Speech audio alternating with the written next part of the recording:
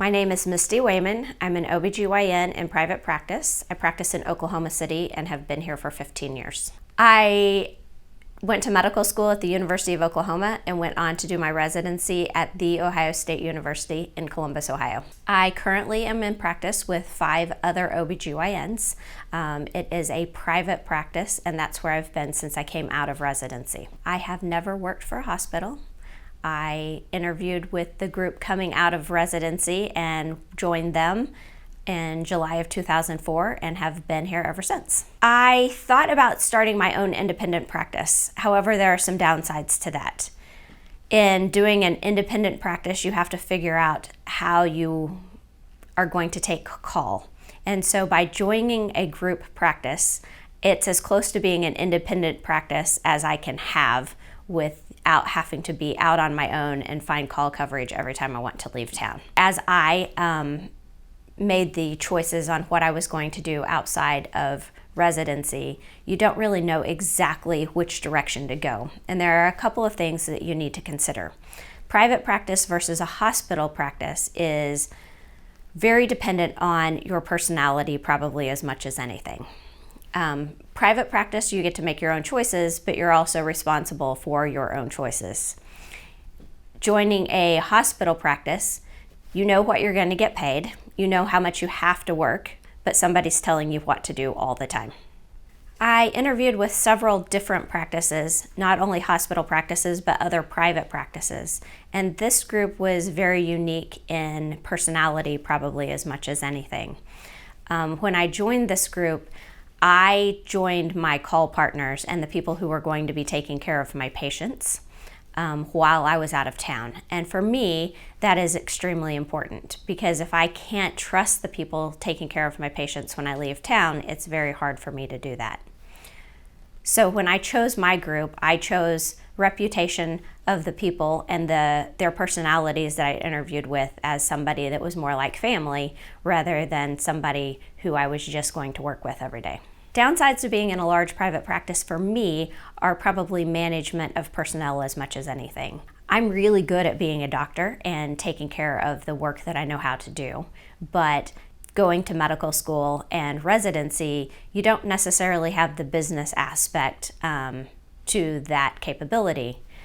One, you're busy, and two, you want somebody to be able to take care of that for you, or I did, because I didn't want to necessarily have to manage that. But it's a day-to-day thing. It's just like running any other business. You have to make sure your personnel is doing what they need to do and sometimes babysit them. Managing the staff in my practice is done as a group. We have group meetings or practice meetings with our practice manager at least once a month and usually every couple of weeks. It's hard to get 6 physicians together to have a meeting like that. And while that sounds stupid, when you are all running a practice and lives outside of work, it's very difficult to do that. But I think it's also very important because if you have 6 people with different opinions and everybody thinks that their way is correct, which welcome to being a physician, getting together as a group to make those decisions is very important. Usually a majority does rule. In our practice, everybody's vote is equal. Once you have established yourself and joined the practice, which happens pretty immediately in our group, your vote counts and your opinion is heard just like everyone else's. In our group, I don't really think that you necessarily compete for patients. It's a little bit of an undertone because as a physician, you compete for everything in your life. That's just how you're wired. But what you have to take into consideration is your patients have a different personality just like the physicians, and sometimes those personalities fit better with one person than the other. So for me in particular, if a patient is seeing me and has concerns about my personality or about how I do things, I know my partner's personalities well enough to say, you may actually fit better with so-and-so than you do with me, and give them the opportunity to change over rather than lose them to the practice. As we do our billing, it's all individual.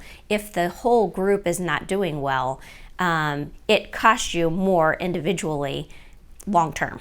we really haven't ever had any issues competing for patients.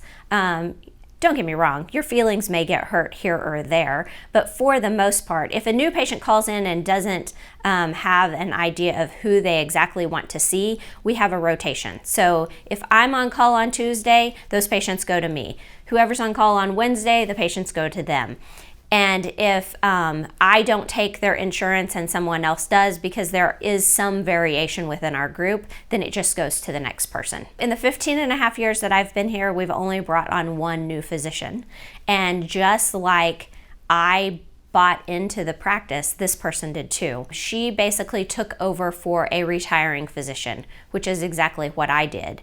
And while it's not necessarily the norm, both of us bought out that previous physician, meaning that we took over their patients and bought their interest in the materials and supplies and things that they had purchased along the way. There are many ways to consider bringing on a new physician. You can put them on salary and guarantee them money.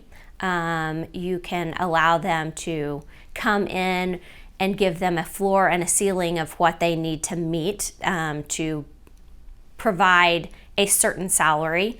You can do a kind of eat what you kill and just survival of the fittest on a process like that. But I will tell you, over the last 15 and a half years, I think physicians who are coming out of residencies' mentality have changed a lot. The 70-hour work week did not exist when it was coming, but it did not exist when I was in residency. So people's work and what they're used to has changed a lot since I was done. In saying how things have changed, I think their lifestyle choices have changed a lot. So when considering what you're going to do for a practice, whether it be a hospital practice or private practice, I think you need to take a couple of things into consideration. Lifestyle, and how much you want to work, and how much you want to be your own boss. Expectations for a new physician coming out of residency. I think you have to take into consideration how much someone's willing to work and how much they're wanting to work. I could give you a guaranteed salary to work 2.5 days a week, or I could give you a guaranteed salary to see 50 patients a week. And if you do that in 2.5 days or 2 days, great. If you do that in 5 days, then that's how often you need to be in the practice. It's hard because everything is billed different. It takes a while to establish patients, so you can't come out of residency unless you're taking over a practice for someone and expect to be immediately busy. My biggest concern probably just about private practice in general is where the area of healthcare is going. I'm not in control of what the government decides to do. I'm not in control of what hospitals negotiate from a contract standpoint. And the bigger the monopoly or the bigger the entity that has control over what the situation is, the harder it is to compete, whether that be for contracts or OR time or anything along those lines. And so I think we have to make adjustments as changes happen, whether it be from insurance contract standpoint or from how the hospitals are running things to stay competitive in an open market. Sometimes the hospital sends you referrals. However, in the last 15 and a half years, the hospital has hired a lot more physicians, and they want to keep that referral system within their own group because it costs them less money to send them out because they get the money based on the patient being seen by the physician as well as any hospital charges that go along. For us, I have several primary care physicians, whether they have been in an individual hospital or that they are in private practice, that I have gotten to know over the years and who trust me, and I take good care of their patients. And by doing that, they continue to send me patients. However, for me, I'm going to tell you, most of my patients come by word of mouth. If you take good care of your patients and are a kind person and do what you're supposed to do, patients like you, and they will send you their friends and their family members, and they just continue to do that. Just like anything else, marketing is one of those things that continually changes. I will tell you that when I came out, we were paying a boatload of money for a Yellow Page ad, and probably 5 years in, I giggled and said, do you guys realize that we are spending money on something that nobody uses ever? So it's ever changing. We have a marketing company that helps keep everything up to date. We do some Facebook ads, some Instagram ads. We run some short, brief commercials here and there. We've talked about billboards, but they're extremely expensive. We send marketing flyers and cards to primary care physicians, and I really think that probably is one of the better ways of doing things. So revenue streams as far as private practice goes, for me, are probably one of the harder things to be imaginative about, because it's one of those things that if you work harder, you make more money. And so sometimes you need to work smarter rather than harder. And it's taken a little while for me to get to know that, because it's not my mentality. I'm kind of the work hard, do better, go for life. However, there are many opportunities to do different things as a physician. You can be a speaker for a drug company and commit to a couple of nights a month that may do a good job of paying you if you're willing to give up that time. For me, we recently built our own building, and instead of leasing from the hospital, are working on making that an option for long-term capital, which I think will be a good option. I can't promise you that because we just did it. However, I practice in a very gorgeous building that is brand new, and I'm paying myself rather than the hospital to rent that space. When we moved, I recently opened this med spa, and the med spa has kind of let me branch out of part of what I do in my office. I was doing bioidentical hormone replacement in my OBGYN office, which ties together. However, it's cash pay. Providing a service for cash is a little bit different than providing service for insurance. When I go see a doctor, I expect to have a wait, and there are some things that I can control and some things that I can't. Don't get me wrong, I think my patient's time is just as important as my time, but the number of patients who come in with a complaint that that's not what they booked for is relatively big, so there's only so much you can control. Additionally, as an OBGYN, babies come at whatever time of day, and they may be scheduled and they may be not, so controlling my schedule is also difficult. I have some times during the day that I have a little bit more protected time. I don't expect babies nearly as often first thing in the morning or last thing in the evening, or I have protected time that I'm not scheduled in the office, that I'm working in the med spa. That allows me to do procedures that have it's going to take me X amount of time to get it done, and you get in and get out. If you come into my med spa complaining about something that you need to see me in my OBGYN office, it's going to take an extra 30 minutes. I ask you very kindly to schedule that appointment so I'm not messing up my schedule in my spa. If I was to completely start over, I don't really know that I would change anything. I overall have been extremely happy with my life and my profession and my reputation and how things work in general. I would go to medical school again. I would be an OBGYN again.